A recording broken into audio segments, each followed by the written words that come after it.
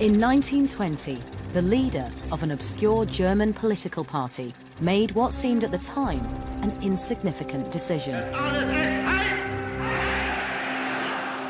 Adolf Hitler adopted a symbol for his National Democratic Socialist Party. It was a symbol which, over the next 2 decades, would become synonymous with hatred, fear, and a regime that slaughtered millions. The swastika. The swastika means Nazism, it means evil, death, and genocide. In Auschwitz, it was an emblem that I hated, and I didn't even want to see it. But the swastika has a long and complex history. For thousands of years, this has been a religious symbol with a sacred past, a sign of benevolence, luck, and good fortune. And for the nearly 1 billion Hindus around the world today, it lies at the heart of their religious practices and beliefs. For me personally, the swastika means hope, it means purity, it means auspiciousness. The swastika will be used by Hindus to evoke a sense of the sacred, to draw the attention of the divine to human undertakings. But because of its recent past in the West, the Hindu swastika has sometimes provoked hostility. I've got a tattoo of a swastika on my lip. And when I got it done, the tattoo artist was a little taken aback. He was like, "Ah, Jew killer." And I said, "No." In the week when Hindus across Britain are celebrating the holy festival of Diwali, we tell the story of their sacred symbol. And we bring together members of the communities for whom it has the most potent meaning, to see if a new experience of the swastika could break down long-held prejudices. It's very beautiful. I mean, it's obviously quite different being gold compared to red and black. Can Hindus restore the reputation of a symbol they believe invokes the blessings of the divine?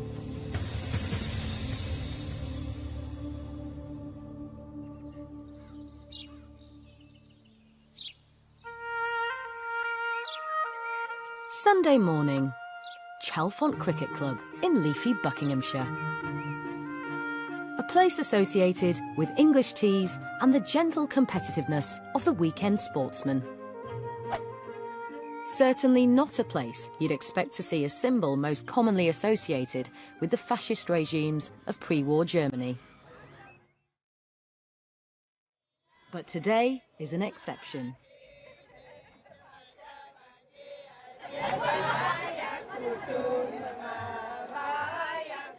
The club is host to a Hindu wedding celebration, in which the swastika plays a vital role.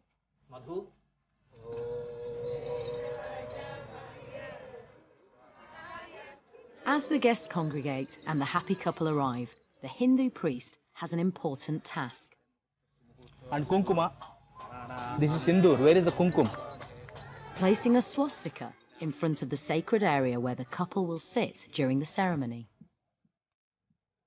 And the meaning of this swastika is a world away from that of Nazi Germany. It's a diagram. The moment you look at the diagram, it should invoke the peace within you. So it has the swastika. Swasti means well-being. Swastika, asking the well-being of the gods. A statue of the elephant-headed god Ganesh is placed at the centre of the swastika. Ganesh is the remover of all obstacles. And as the priest rotates him, it's believed any hindrances to the ceremony are removed. For Hindus, the swastika isn't only a sacred power for good, but an essential element of any rite of passage. Ramesh Patni is the father of the groom. The word swastik actually comes from the Sanskrit word for a state of auspiciousness. Wherever any ceremony is performed, and Hindus have got 16 ceremonies during the lifetime, And each one of them will have one way or the other in which the swastika is represented. In the wedding, the swastika, it is the most important because the wedding ceremony marks a transition from one period of life to another. And therefore, all the auspiciousness is required. Hold your hands and get up. Yes. This is the first exercise as wife and husband. As unlikely as it might seem to those not brought up in the Hindu faith, for the Hindus here today, a wedding without a swastika would be unusual. I now declare you wife and husband. May God bless you, look beautiful, live happily ever after. For this young couple, the swastika ensures their marriage is blessed by the gods. It's a far cry from its associations in the West. Most Western people, when they see it, they see a Nazi German symbol. Shaunaka Rishidas has been a Hindu priest for more than 30 years. It is interesting that Hindus themselves, they're brought up with the swastika. It's perfectly normal for them. You see all the children at the wedding, they're just seeing it from birth. Then they go to school and learn that the Nazis used it in this way. But you have to understand that here's a tradition that's ancient, and the Germans borrow it from a different culture and misuse it over less than 2 decades. And all of a sudden it develops an internationally bad reputation. Of all the symbols produced by ancient and modern man, this is the most contradictory. And its origins are shrouded in mystery. Images of the swastika have been found across the world. And the earliest examples date back thousands of years. Well, the swastika is one of those strange symbols that you find in lots of different cultures. You see it in China and Japan, you see it in Mongolia, you see it in the ancient Mediterranean world, in Greece, even over in Native American cultures and in the British Isles as well. But despite the swastika's prolificness, its original meaning is an enigma. Perhaps it's just a simple, elegant geometry. Maybe it was a solar symbol. It's so universal that we can't really find a first point of use. It just has a kind of an instinctive appeal across the world.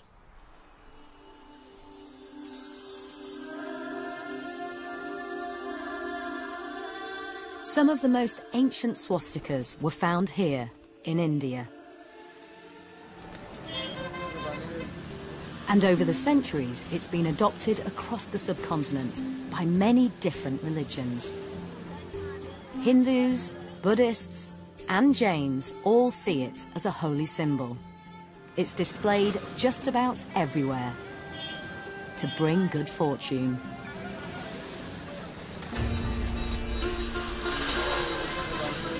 And there's one time of year that it's especially prominent, at the Hindu festival of Diwali.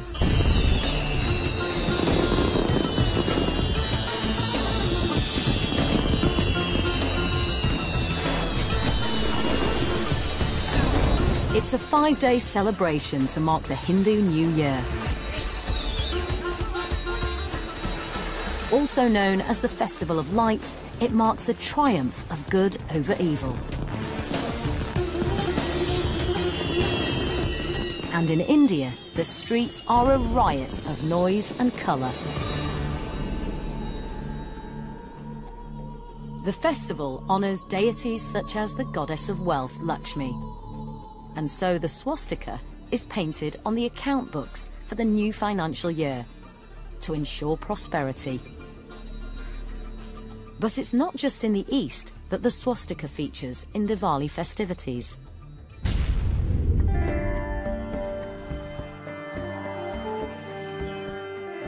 This is Neasden Temple in northwest London. It's the spiritual home to thousands of Hindus. And every Diwali, the ladies of the temple spend hours making an incredible display, known as a rangoli, like this one, in which the swastika plays a central role. Rangoli patterns are literal forms of art, and they're created by hand generally by women who use rice or coloured rice. Avni Chagh has been celebrating Diwali here for most of her life. Diwali represents the festival of light. If you go back to physics lessons, you'd always be taught how the spectrum of colours originate from white light. And I think that's completely honoured within these beautiful geometric patterns, within these beautiful designs that are created during Diwali. And most commonly you will see the Hindu swastika, and for some it may mean prosperity, for some it may mean good luck. For me personally, the swastika means hope.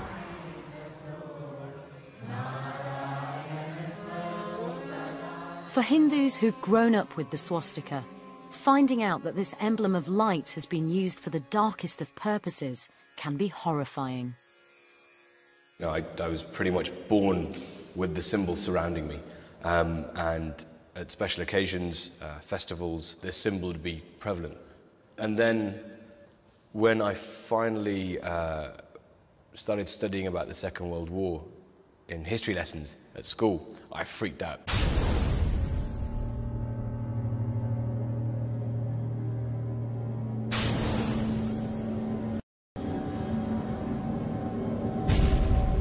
I saw the symbol and I was just completely gobsmacked.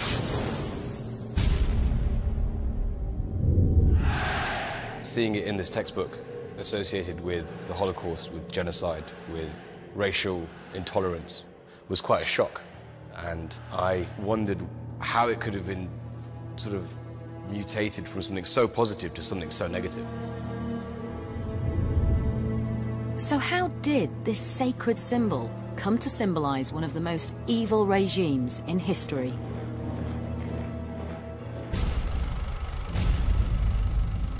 The swastika's metamorphosis began with an archaeological dig in the 19th century. In 1874, excavations started at a site believed to be the ancient city of Troy in Turkey. They were led by a German businessman named Heinrich Schliemann. Schliemann was an adventurer, and his real mission was to find the real Troy, the Troy of the Homeric epics. Now, as he dug, he found spheres, strange spheres with an equator around them bearing the image of what we would call the swastika, and plenty of fragments of pottery bearing swastikas. What Schliemann had uncovered was to have deadly consequences. His work would inadvertently lay the foundations for a new mythology of the swastika to be constructed. One which would transform it from a sacred symbol of benevolence into the Nazi emblem of the Aryan master race. Now, Schliemann did not know what these symbols were, but there were scholars who were willing to interpret these objects and these symbols for him. One of these men was a man called Emil Bernouf. Bernouf was a scholar of ancient Indian literature, and it was to a Hindu epic called the Rig Veda that he turned to try and make sense of Schliemann's find. In the Rig Vedas, there are a people called the Aryas mentioned, and in the lexicon of the Rig Vedas, the word swastika is mentioned, and scholars like Bernouf put the swastika together with the Aryas and said, this was the ancient symbol of these people, the Aryas, and these people were invaders, warriors who came from the north, who displaced the existing people of India, and these were the same people who we find represented in the pottery fragments of Troy. Two entirely unconnected mythologies were becoming one.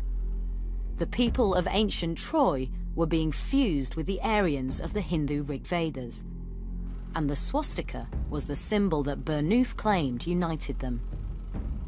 So, really, the swastika fragment became, for pseudo-scholars like Bernouf, the perfect excuse to build a new mythology and invent a single pan-European colonial warrior race using the swastika as their emblem.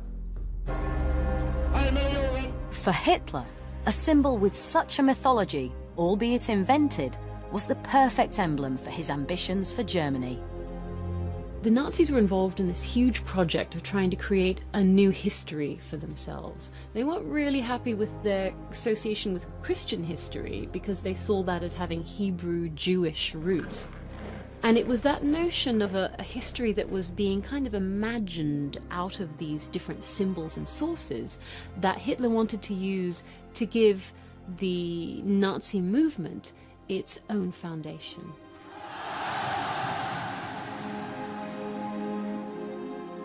Within decades, the swastika had been ripped from its ancient religious roots and become shorthand for the Nazis and their chilling agenda. It was perhaps the most successful example of cultural theft in history. When you look at the swastika, you don't think this is the symbol of Hinduism. No, the swastika means Nazism, it means evil, death, and genocide. With its new connotations across Europe so entrenched, it seems unlikely that the Hindu symbol can ever rid itself of the shadow of Nazism. Especially when, for those who suffered directly in the Holocaust, it unlocks terrifying memories. I was taken into my first camp at 11 and a half. It was just a horrendous place. Arek Hirsch lost 81 members of his family under the Nazis. Assessment were there. They were beating people and hanging people, and just few of us survived. But you see the swastika everywhere.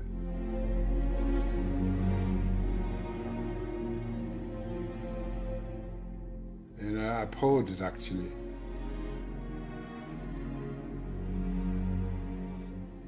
I hated to look at it even, because I suffered very much under it.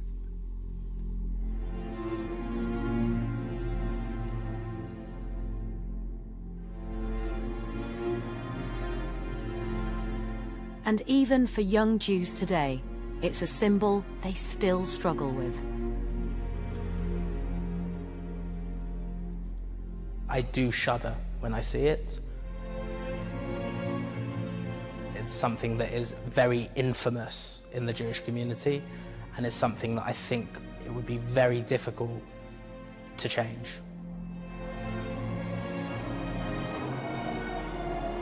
The Nazi theft of the Hindu's sacred symbol changed the perception of the swastika in the West forever.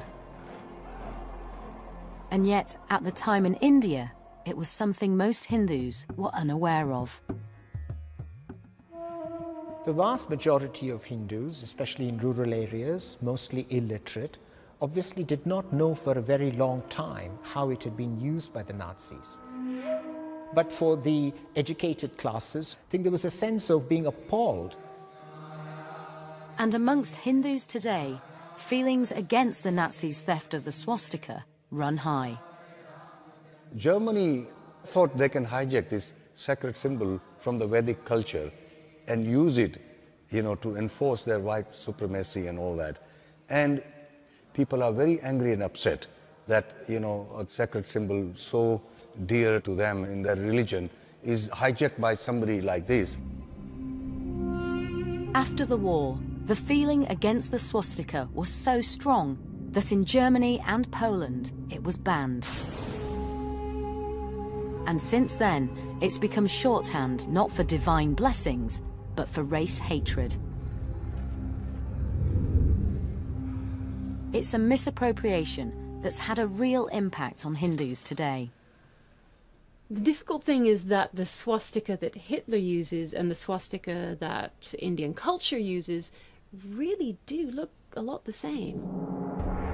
Often the Indian swastika will have dots between the forearms, but there aren't any definite differences that you can always use to separate them out. And that can make it hard for people to distinguish which symbol they're looking at.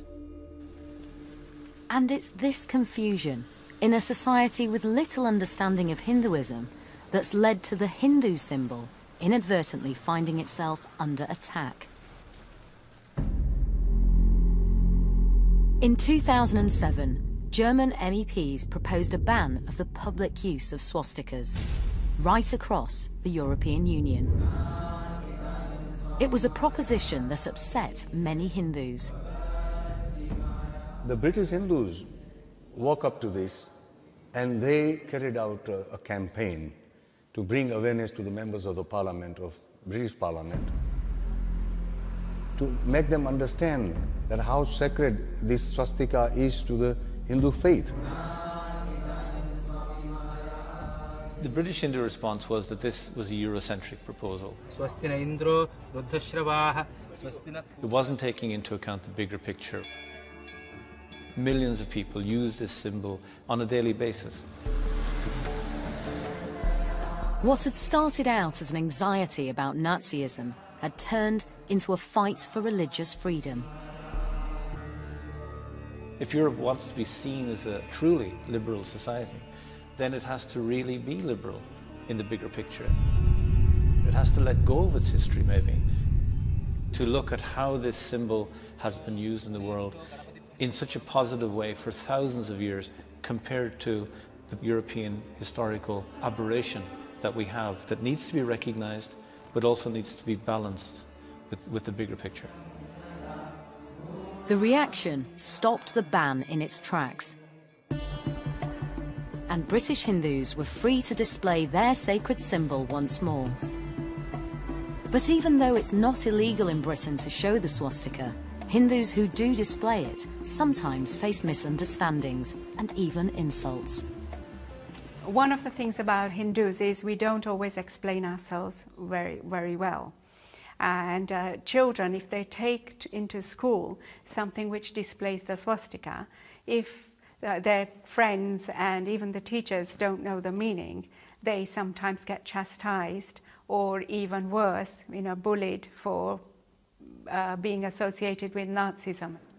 So you've learned. Bharti Taylor spends much of her time teaching children about Hinduism. So it's a holy symbol for us, whether you draw it the other way or this way. For her, the key to Hindus being able to show the sign without fear is knowledge.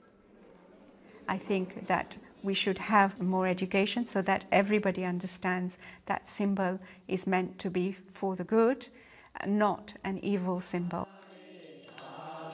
But can Western European perceptions really be changed? Well, where better to start than with the community for whom the swastika holds the greatest fears, the Jews. Today, Josh Dubell, a member of a London synagogue, has been invited to the local Hindu temple in Neasden. The Hindus want to show him the beautiful rangoli they've created and to talk to him about their connection with the swastika in the hope that he might begin to see it in a different light. If I saw a swastika on the wall in my local area, I would report it straight away as an anti-Semitic attack. It's something that is synonymous with hate crimes. So I can understand that when Josh comes, he'll come with some idea of the swastika. So it'll be interesting to see how he feels when he does see it, when it's portrayed within the temple. I don't know that much about it as a Hindu symbol, so I'd really hope to learn about what it means to the Hindu faith.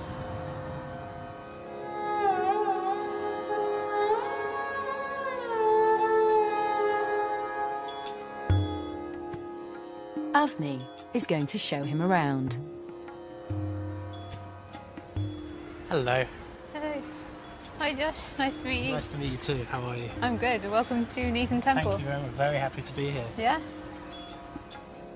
And the first swastika Josh encounters appears before he even gets inside. The main symbol that I'd like to point out to you is on the doors, and that's the swastika. Ah, yes. And I guess what it represents or means here is it's a sign of welcome, and it's welcoming and wishing them good luck as they enter the temple to pray. It's really interesting. I mean, me and my people, seeing that symbol in the past has not really provided me with that luck. Especially as many times as you can see it here, yeah. That's right. How do you feel about it? It's just a little taken aback a little bit by the seeing it like this. It's obviously quite different being gold compared to red and black. And, yeah. But it's really, really beautiful. You going in? Yeah, sure.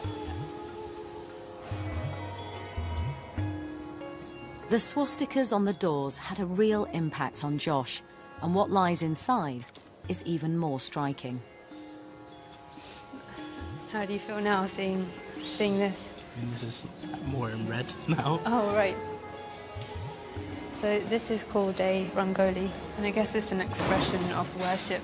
And you'd find it as well at times of like really big religious occasions or ceremonies. The swastika represents prosperity and good luck and wealth. How do you feel like in terms of the shape, or is it something that's different? Obviously, to me, it's the most anti-Jewish symbol that I've ever seen in terms of the death of a lot of my people in my religion. And I mean, it seems a little bit less harsh. Okay, yeah, because of the cowl? Yeah, I think so.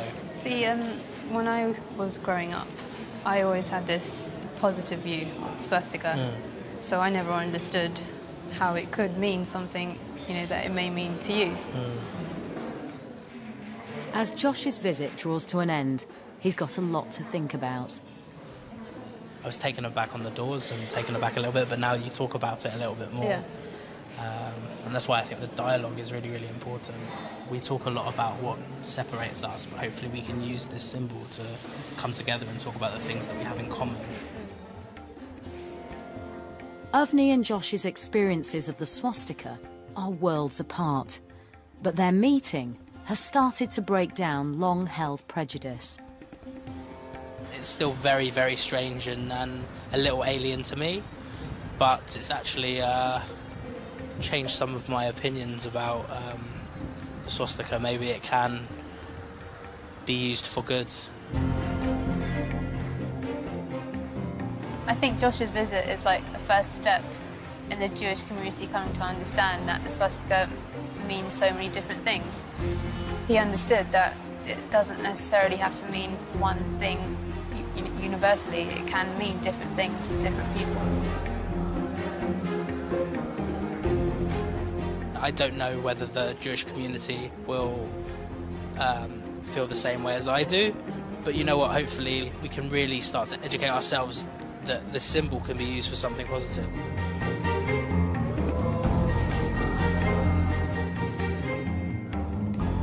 Perhaps this ancient Hindu symbol, which for so long has held such different meanings for these two religious communities, might actually bring them closer together.